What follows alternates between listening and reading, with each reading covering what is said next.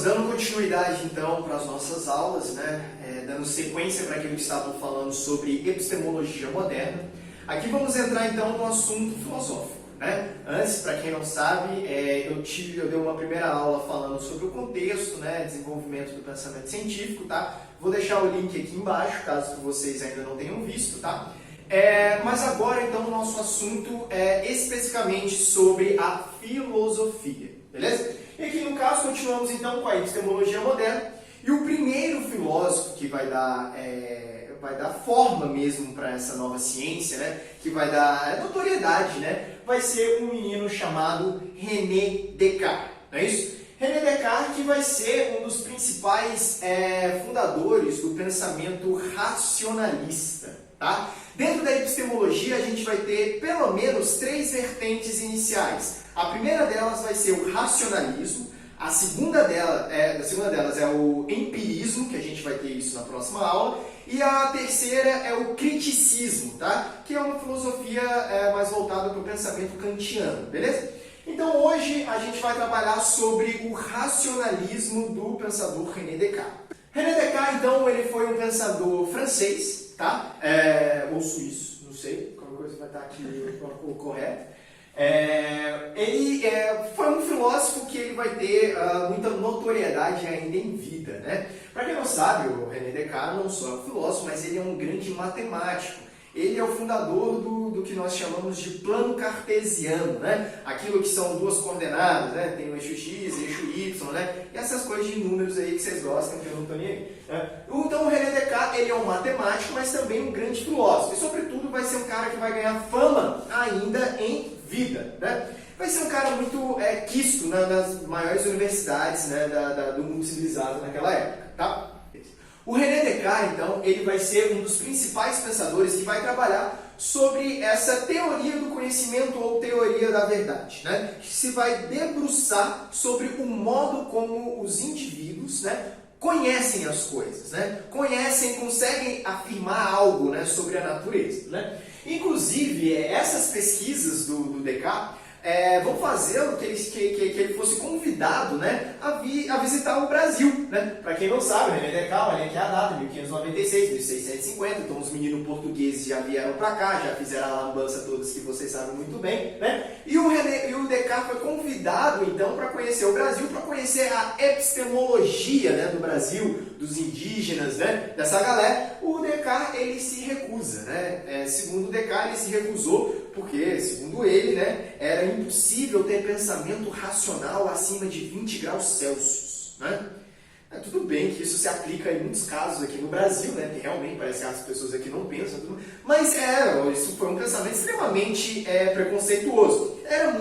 Esse pensamento era muito pautado pelaquela teoria de que tudo é pecado abaixo da linha do Equador, Ou seja, tudo abaixo da linha do Equador é um bando de animais, um bando de selvagens, Então, por isso, segundo Descartes, é impossível ter pensamento racional, Mas, sobretudo, o que importa pra gente aqui é o que o Descartes produziu, E eu coloco aqui 2 principais obras para o pensamento cartesiano, tá? O primeiro deles é o livro Discurso do Método. Assim, o que fala o livro Discurso do Método? O próprio nome fala, É um discurso sobre o método. Que método é esse, professor? Que método é esse? Para quem não sabe que método que eu estou falando, tem que ver o vídeo da aula anterior, que eu falo sobre o pensamento científico e exatamente essa busca, por um método que fundamentasse a ciência, Então, o livro Discurso do Método, o Descartes vai discutir sobre o método, beleza? E depois a gente também tem o livro Meditações Metafísicas, tá? Esse livro é interessante porque o Descartes ele vai alugar uma casa de campo, Ele vai passar meses totalmente isolado, sem contato com ninguém, apenas debruçando sobre o seu título, apenas debruçado, sobre a sua obra, para tentar chegar aonde? No fundamento da ciência. Tudo bem? Então, no primeiro livro ele discute sobre o método e no segundo livro ele aplica o método que discutiu no livro anterior. É basicamente isso que ele faz nessas 2 que são as principais obras e as mais cobradas também nos vestibulares, no Enem, enfim, essas coisas da vida aí, tá? Bem, então o pensamento cartesiano tem um objetivo claro. Qual é o objetivo do pensamento do Descartes? Aqui eu coloquei para vocês. Encontrar uma base para o pensamento científico. Que base é essa? Que base é essa que o Descartes está querendo trazer para a gente? Bem, não sei, ainda não sei, porque eu ainda estou falando sobre o livro Discurso do Método, tá? Toda essa parte aqui que eu vou trazer para vocês está no livro Discurso do Método, e toda a construção argumentativa está no livro Meditações Metafísicas, tá? Eu destrinchei dessa maneira. Então, basicamente, o que ele vai ter como objetivo é encontrar o quê? Uma base para a ciência, que é um fundamento sólido. O que é um fundamento sólido? Aqui o Descartes utiliza, né, uma espécie de analogia, né, mostrando como a ciência fosse uma espécie de grande edifício, que está começando a construir, está começando a crescer, né, começando a se desenvolver, mas não adianta nada para esse edifício apenas crescer se ele não está fundamentado, né, em uma base que sólida. Né? Então, o pensamento do Descartes é encontrar um fundamento sólido para essa ciência. Né? E ele faz mesmo essa analogia da casa. Inclusive, o que ele pretende fazer é derrubar, né? Derrubar a parede, derrubar teto, derruba tudo. Vamos derrubar tudo, né? Até a gente chegar no fundamento, até a gente chegar na base, porque essa base é o mais importante. Para o Descartes, não adianta nada a ciência querer evoluir, querer desenvolver, se o fundamento dela não está sólido. Por quê? Porque daqui a pouco ela pode ruir. Né? E não adianta nada a gente fazer todo esse pensamento científico para a gente encontrar uma fissura na base e ele tudo cair. Né? Então, para o pensamento científico se desenvolver da maneira como o Descartes queria, é necessário encontrar um fundamento sólido. Um fundamento que não oscile. Um fundamento que sempre permaneça o mesmo. Que não se modifique com o passar do tempo. Então, calma lá. Que fundamento é esse? Qual é a base sólida para o pensamento científico? Segundo Descartes, tem que ser a verdade. Pessoas, a verdade não oscila. A verdade para o Descartes é aquilo que é. Isso aqui a gente entende, inclusive, no próprio sentido matemático da questão. Né? Por exemplo, se eu pego para vocês 2 mais 2 é 4. Então não tem variação. 2 mais 2 vai ser 4 aqui no Brasil, lá na China, sei lá onde, qualquer lugar. 2 mais 2 vai ser igual a 4. Por quê? Porque isso é uma verdade. Então ele tenta trazer essa característica da matemática, né? A matematização do pensamento para o pensamento científico, para o fundamento da ciência. Tudo bem? E esse fundamento tem que ser sólido, não pode oscilar. E por isso então tem que ser o quê? A verdade. A verdade o quê? Não muda. Não é isso? Agora, o que é a verdade? Que diabos é a verdade? Verdade eu sei o que é para mim, verdade para o outro, verdade, sei lá. Mas o que é essa verdade que não oscila e pode ser o fundamento do pensamento científico? Para descobrir o que é a verdade, o Descartes então vai inventar um método de investigação que pretende chegar à verdade. Bem, para o Descartes, nesse sentido, só existe um método para se chegar à verdade. E qual é o método? É o método da dúvida. Dúvida. Mas, professor, por que a dúvida é o único método? Né? Existem outros métodos, método X, Y, né? Por que a dúvida? Porque, segundo Descartes, a dúvida é o único método para se chegar à verdade. Aí você pode chegar para mim e falar, professor, eu não acho que a dúvida seja o único método para chegar à verdade. Eu falo, bem, se você não acha que a dúvida é o único método para chegar à verdade, o que você está fazendo? Estou duvidando do seu método. Bem, se você está duvidando do meu método, qual é o objetivo da sua dúvida? Chegar à verdade. Bem, se você quer chegar à verdade, e qual é o método que você está usando? O método da dúvida. Então, o único método possível para chegar à verdade é o método da dúvida. E se eu duvido desse método, eu apenas o comprovo. Porque eu utilizo a dúvida porque eu quero chegar à verdade. Tudo bem? É complexo, mas é isso daí. Bem, só que a dúvida cartesiana não é qualquer dúvida. É uma dúvida que nós chamamos de dúvida hiperbólica. Né? Aqui, hipérbole, né? Para quem não sabe, não estudou português, né? Enfim, a hipérbole é uma figura de linguagem que significa exagero. Né? Então, a dúvida hiperbólica cartesiana também é compreendida como uma dúvida exagerada. Né? Uma dúvida que vai ser elevada à enésima potência. O que consiste basicamente a dúvida hiperbólica? Bem, o Descartes vai falar o seguinte: a verdade é aquilo que não pode ser duvidosa, que não pode ser duvidada, porque a verdade, ela porque é fixa, não oscila. Então, calma lá, eu posso duvidar de muitas coisas, eu posso duvidar de tudo, mas tem uma coisa que eu não posso duvidar. O que eu não posso duvidar? Eu não sei. Só sei que esse algo que eu não posso duvidar é a verdade. Então calma lá. Se a única coisa que eu não posso duvidar é a verdade, e eu posso duvidar de outras coisas, então o método cartesiano de dúvida hiperbólica consiste em igualar algo a duvidoso a falso. Por que é falso? Porque não é a verdade. Você está entendendo? Assim, se eu duvido, o que eu consigo com essa dúvida que eu estou fazendo? Descobrir se aquilo não é a verdade. Se não é a verdade, ela é falso. Então, se é duvidoso, é igual a falso. É por isso que ela é exagerada, tudo bem? Porque, na verdade, ele está forçando um pouco a barra, né, para tentar chegar à verdade. Então, a verdade é aquilo que não pode ser duvidado. Se eu posso duvidar de tudo, esse tudo não é a minha verdade. Então, ela é falsa. Então, duvidoso é igual a falso. Acho que vocês vão entender melhor quando eu começar a construção argumentativa. Tudo bem? Isso aqui, então, está descrito no livro Discurso do Método. Qual que é o método? A dúvida hiperbólica. Tudo bem? Bem, agora, como que esse método vai ser trabalhado, né? E aqui eu quero deixar claro, né, que esse gráfico aqui vai ser essencial para a gente entender o pensamento cartesiano. Esse gráfico aqui é de quem? Olha o nomezinho. Gráfico platônico. É um gráfico do Platão. Sim, para quem não sabe, o Descartes ele é um neoplatônico, né? Além de ser um neoplatônico, ele também vai desenvolver várias teorias criadas por um outro neoplatônico que foi o Agostinho de Hipona, né? Ou Santo Agostinho, né? São dois pensamentos neoplatônicos, então, o Agostinho e o Descartes. Tudo bem? Então, por isso eu coloquei aqui o gráfico do Platão, para a gente conseguir entender por que o menino utiliza esses 4 argumentos aqui. Prestem atenção, são 4 argumentos, e aqui são quantos níveis do gráfico platônico? 1, 2, 3, 4.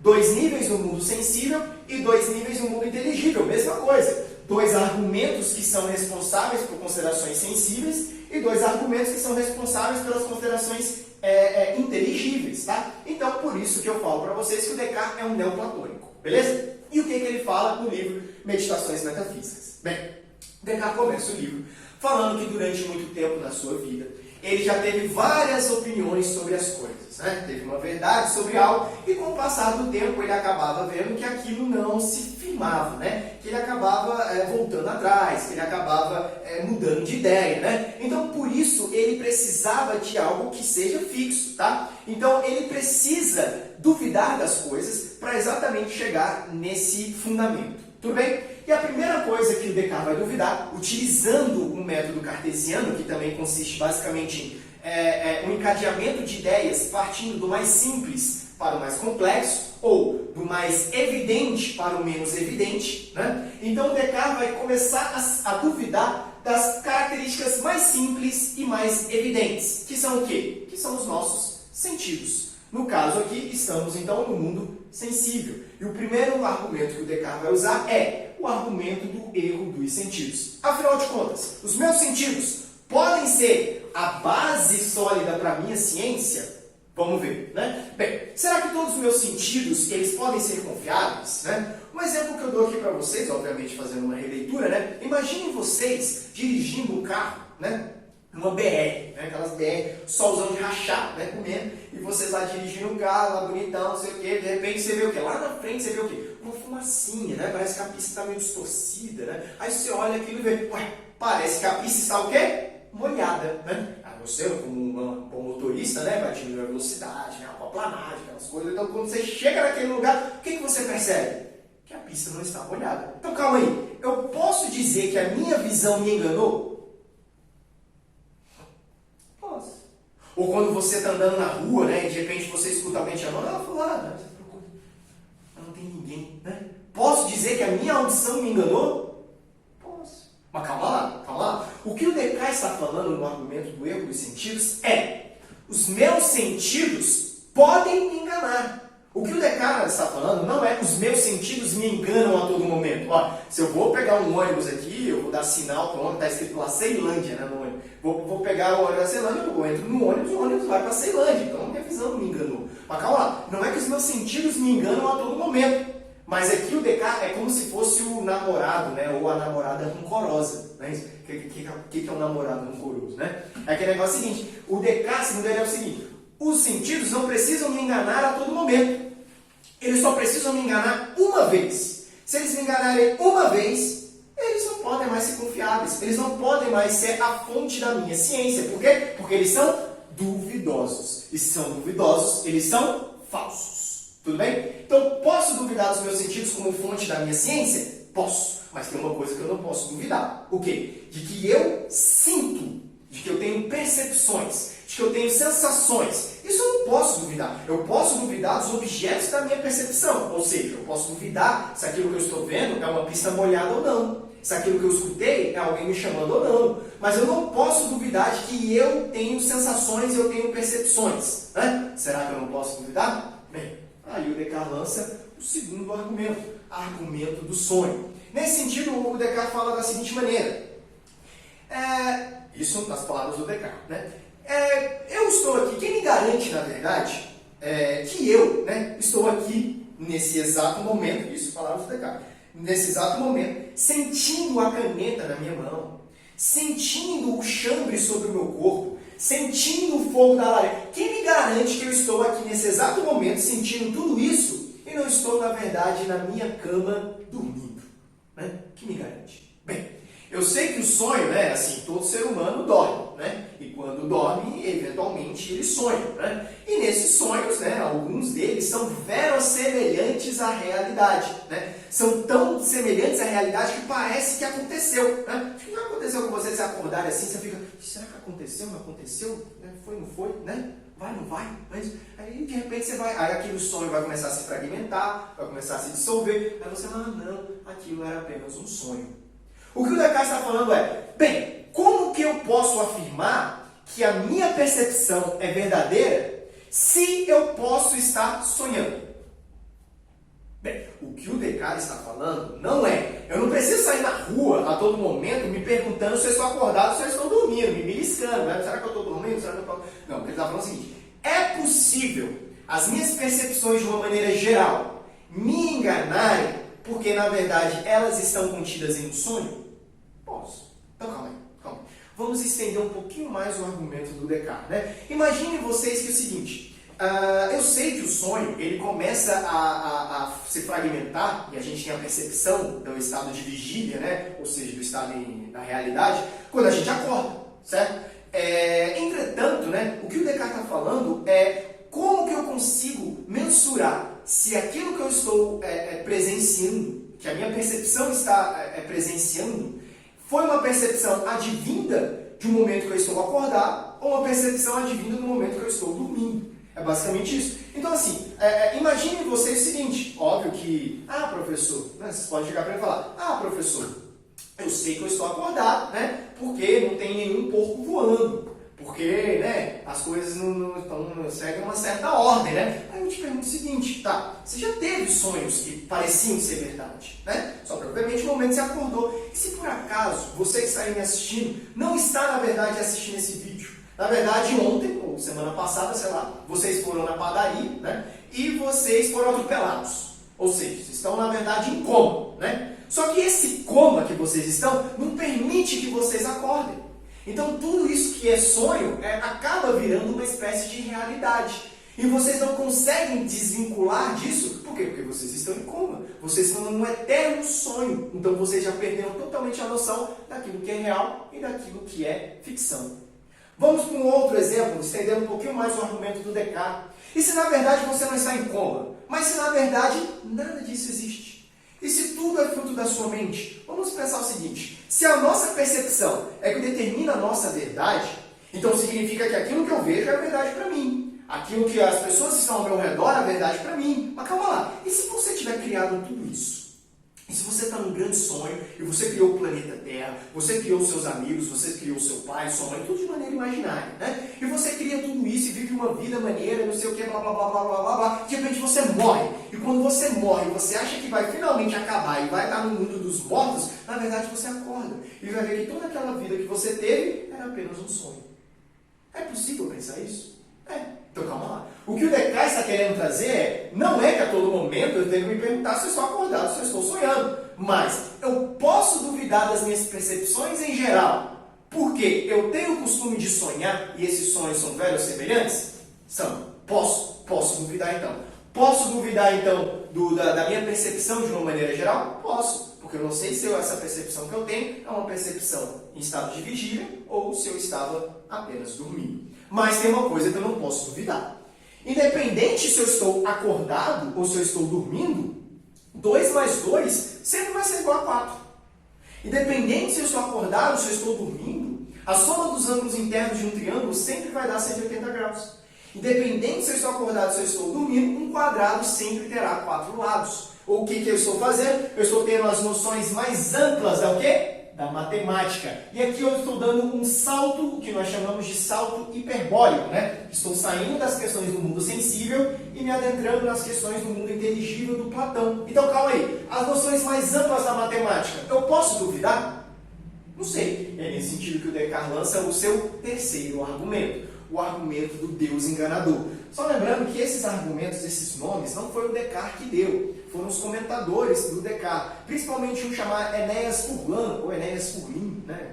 Do jeito que você fala, né? Que é um dos principais comentadores mesmo do pensamento cartesiano, tá? Então aqui a gente tem o terceiro argumento do Descartes, que é o argumento do Deus enganador. O que é isso? Bem, se estamos no mundo inteligível, a minha prova de verdade ou falsidade, né, ela começa a mudar. Porque aqui no mundo sensível é bem simples, né? Eu sei porque eu tenho uma comprovação empírica naquilo, né? Então eu sei que meus sentidos me enganam porque eventualmente eles me enganam. Obviamente eu percebo isso. Eu sei que eu não posso confiar nos meus sentidos porque eu sonho, porque eu durmo, eu já presenciei isso. Mas como eu posso duvidar de algo que está no mundo inteligível? Eu não tenho mais a realidade, eu não tenho mais a sensibilidade para botar em xeque, né? Mas eu tenho o quê? Eu tenho hipóteses. E aqui no argumento 3, no argumento 4, o Descartes utiliza hipóteses para continuar a sua tarefa, que é duvidar de tudo até chegar à verdade.